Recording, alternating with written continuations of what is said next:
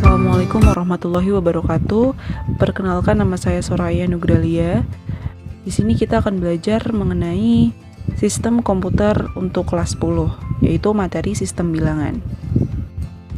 Nah, sebelum kita masuk ke materi, sistem komputer sendiri adalah materi dasar untuk kelas 10. Jadi, untuk teman-teman kelas 10 diharapkan bisa lebih memahami pelajaran mengenai sistem komputer ini, karena di kelas 11 dan kelas 12 itu tidak akan diulang mengenai dasar. Jadi apabila tidak memahami dan belajar dengan serius, dikhawatirkan nanti pada kelas 11 dan 12 itu kesulitan dalam mengikuti pembelajaran. Jadi selamat belajar, pahami dan simak video berikut. Yang pertama, apa yang dimaksud sistem komputer? Mungkin teman-teman sering dengar gitu, sistem komputer. Tapi apa sebenarnya pengertian aslinya? Nah, sistem komputer adalah jaringan elemen-elemen yang saling berhubungan, membentuk kesatuan untuk menjalankan suatu sistem. Oke, kita ambil di sini poinnya adalah jaringan elemen-elemen. Elemen-elemen mungkin bahasa lainnya adalah bagian-bagian. Jadi jaringan bagian-bagian. Seperti layaknya sistem-sistem yang lain, bahwa suatu sistem itu terdiri dari berbagai bagian gitu, berbagai elemen. Nah, nanti kita akan bahas juga ya, elemen sistem komputer itu apa saja gitu. Tapi intinya sistem komputer bisa berjalan juga karena ya tadi ada bagian-bagian atau elemen-elemen yang saling berhubungan untuk menjadi suatu sistem tersebut dan menjalankan fungsi tertentu. Selanjutnya, apa tujuan adanya sistem komputer? Apa sih sebenarnya? Kenapa harus ada sistem komputer? Jawabannya adalah tujuan adanya sistem komputer adalah mengolah data untuk menghasilkan informasi. Oke, di sini data komputer itu menyimpan banyak sekali data. Nah, data itu bisa dihasilkan dan bisa kita peroleh ketika sudah menjadi informasi. Artinya kita sebagai pengguna komputer itu mendapatkan informasinya dari data-data yang sudah diolah tersebut gitu. Nah, adanya sistem komputer ini mengolah data agar bisa kita peroleh gitu informasinya. Contohnya seperti misalkan kita punya suatu mesin pemegang roti misalkan, di situ mesin adalah sistemnya, dia olah semua bahan untuk roti itu, kemudian hasilnya adalah roti, atau dalam sistem adalah informasi yang bisa kita dapatkan gitu. Oke, yang selanjutnya adalah apa saja sebenarnya elemen atau bagian dari sistem komputer. Elemen-elemen sistem komputer ada 3, yaitu 1. Hardware, yang kedua brainware, yang ketiga software. Mari kita lihat yang pertama. Oke, software terlebih dahulu ya. Apa sebenarnya software itu? Software disebut juga dengan perangkat lunak karena soft itu artinya lunak gitu.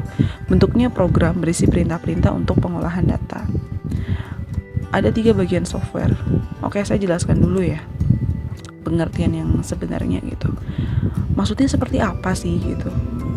Mungkin teman-teman lebih familiar. Oke, kita lihat dulu bagian software. Yang pertama itu ada sistem operasi, Windows, Linux, DOS, dan Mac. Itu adalah bagian utama dari komputer yang teman-teman semua pakai. Jadi komputer itu mempunyai sistem operasi atau yang mengatur bagaimana si komputer itu bisa kita gunakan, bisa kita operasikan gitu. Selanjutnya adalah bahasa pemrograman, ada C++, Visual Basic, Java, dan lain sebagainya.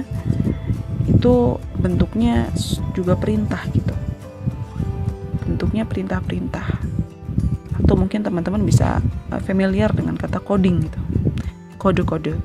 Selanjutnya yang ketiga adalah aplikasi. Seperti Microsoft Office, antivirus, Mozilla, dan lain sebagainya. Oke, untuk lebih memahami pengertian dari software sendiri, mari kita ambil contoh yang mungkin teman-teman paling familiar adalah aplikasi. Misalkan teman-teman pasti semuanya punya Instagram, aplikasi Instagram di Android masing-masing. Seperti apa sebenarnya bentuk Instagram itu? yang kita lihat kan adalah ikonnya gitu.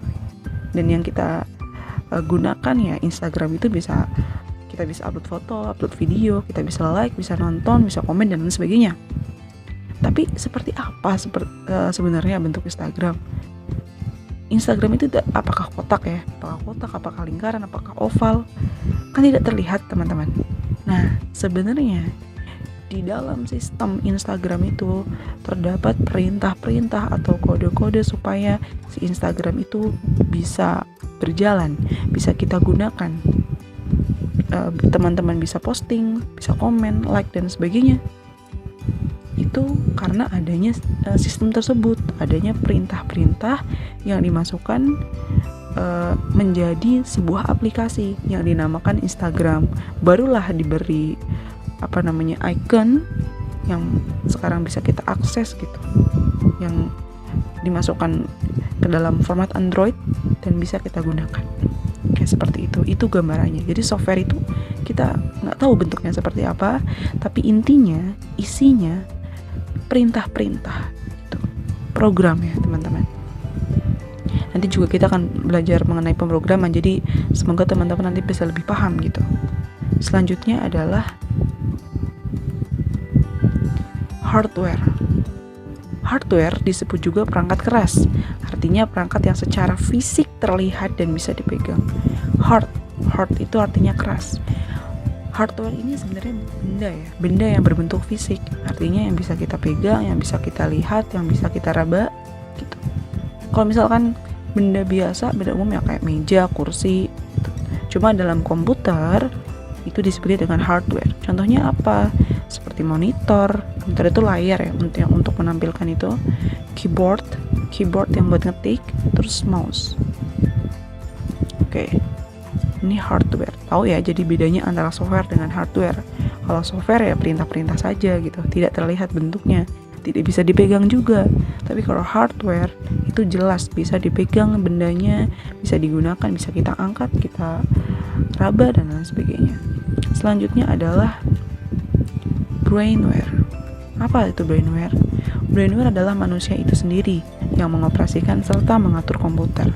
Siapa? Ya kita yang menggunakan komputer, kita yang mengatur dan mendapatkan informasi dari komputer, disebutlah kita brainware. Brain dari kata otak, jadi kita yang mengoperasikan komputer, brainware. Oke teman-teman, dari 3 elemen tadi, yaitu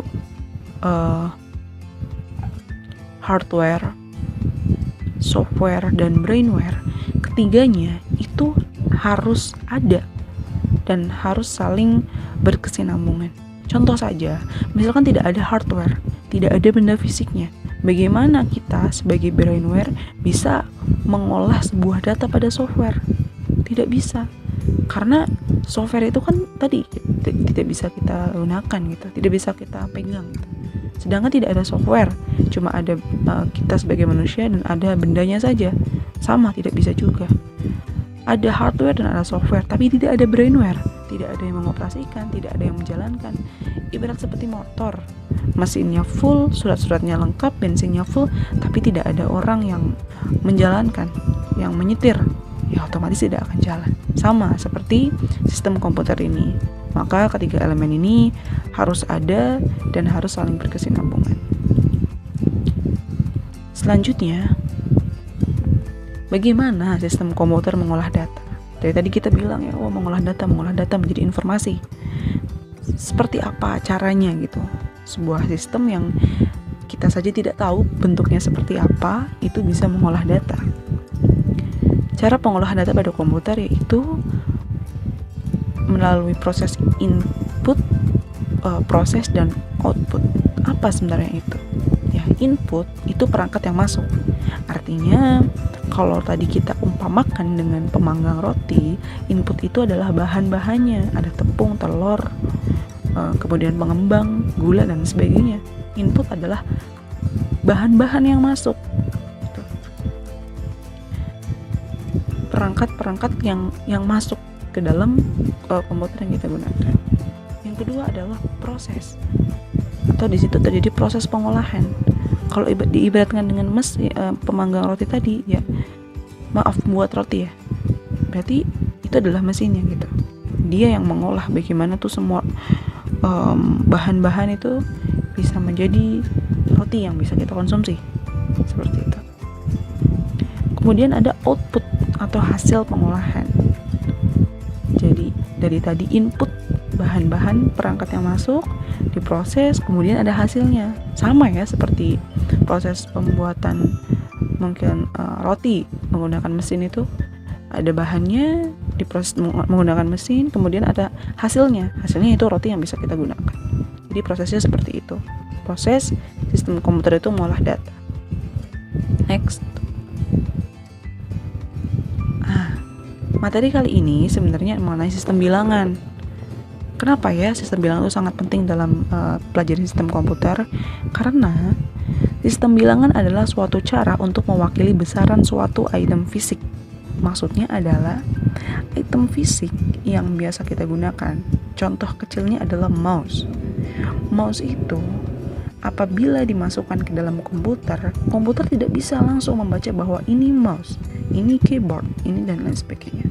Caranya si item fisik ini diwakilkan menggunakan sistem bilangan yang bisa dibaca oleh komputer. Karena komputer hanya bisa membaca suatu sistem bilangan yang tadi ada pada sistem komputer. Jadi item-item fisik yang secara fisik ada itu tidak bisa langsung komputer mengenali bahwa itu adalah item fisik gitu. Jadi ada sistem bilangan untuk mewakili. Selanjutnya, macam-macam sistem bilangan. Yang pertama, bilangan biner.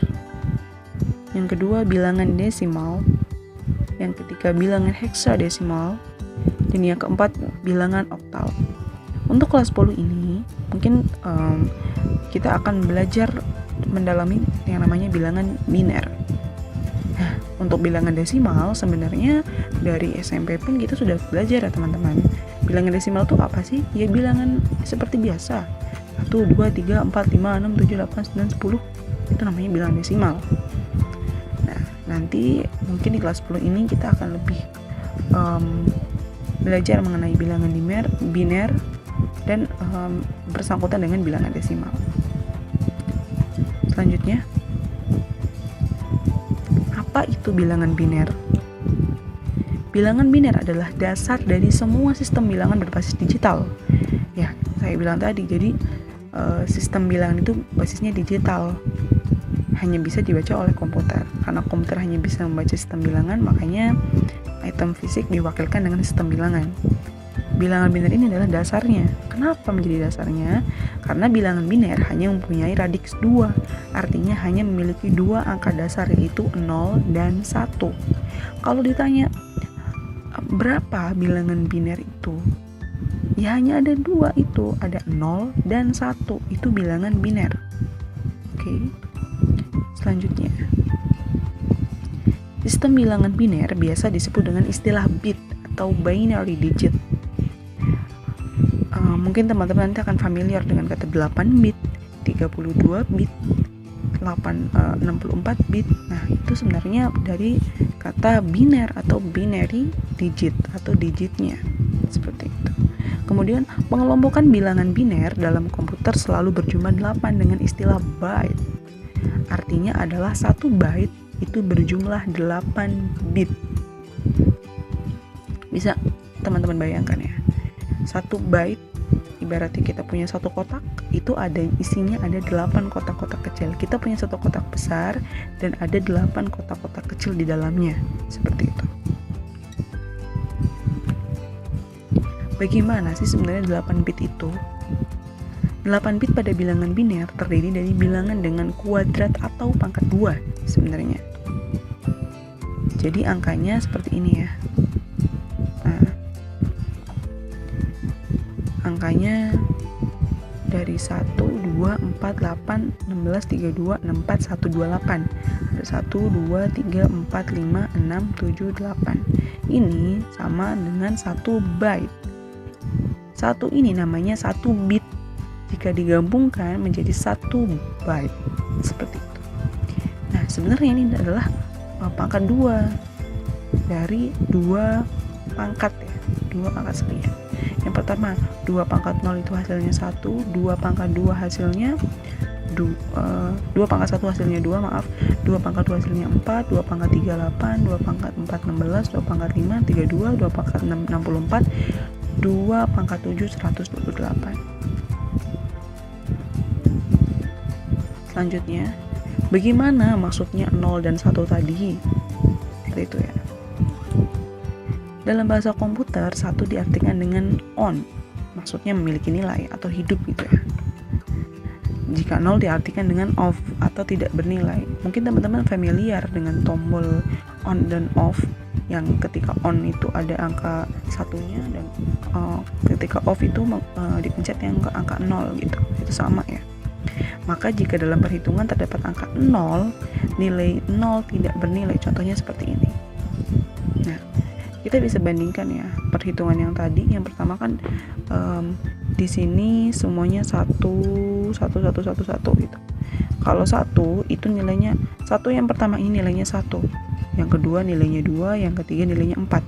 Ketika bilangan binernya 0 atau dia tidak mempunyai nilai atau tadi off ini, maka nilai desimalnya, oke, saya lupa jelaskan bahwa di bawah ini artinya nilai desimalnya ya. Nilai bilangan desimalnya menjadi 0 atau tidak bernilai. Jadi teman-teman harus hafal nih urutannya, urutan bilangannya ini. Jadi 1 2 4 8 16 32 64 128. Ketika ada yang kosong bilangan binernya, maka tinggal kosongkan saja bagian bawahnya atau bagian bilangan desimalnya, seperti itu. Dan kalau misalkan kita jumlahkan ya, kita lihat slide yang sebelumnya, yang slide ini. Nah,